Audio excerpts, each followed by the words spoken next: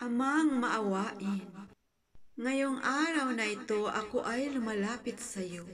Kinikilala ang aking mga pagkukulang at kahinaan. Nagsusumamo ako ng iyong kapatawaran para sa bawat isipin, salita o gawa na hindi nagbigay ng karangalan sa iyo.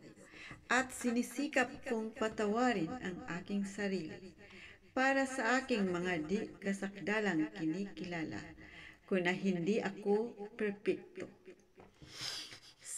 Na sana kung sino man ang gumagawa sa akin ng barang at kulam na ito, ay tutulungan mo akong kikilanin sila sa pamamagitan ng iyong banal na espiritu. Yung prayer ni Saint Benedict na Latin ay 3 times na bibigkasin bago imelt ang kandila at ihapti sa may sakit ng pakros upang matukoy talaga kung sino-sino sila.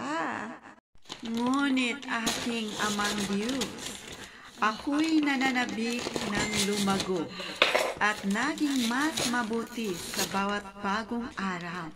Malaya na ako sa lahat ng bigat ng nakaraan. Ako'y binago ng iyong biyaya at ako'y isang bagong nilalang sa iyo. Tulungan mo akong putulin ang mga tanikala ng sama ng loob para sa iba man o sa aking sarili, upang ang aking puso ay naging malaya at mapuno ng iyong pag-ibig. Ako'y karapat-dapat sa iyong pag-ibig at awa at naniniwala akong sa iyo ko matatagpuan ang tunay ko na kapayapaan. Panginoon, pinupuri kita sapagkat alam kong inaalagaan mo ako. Salamat sa iyong katapatan. Simula sa araw na ito, ako ay 100% naniwala na ikaw lang talaga ang makapagpagaling sa akin, na ikaw lang talaga ang aking kinikilalang doctor in this world. Maawa ka sa akin, Panginoon, sapagkat ako'y nanghihina. Pagalingin mo ako, Panginoon, sapagkat nang lulupaypay ang aking mga buto.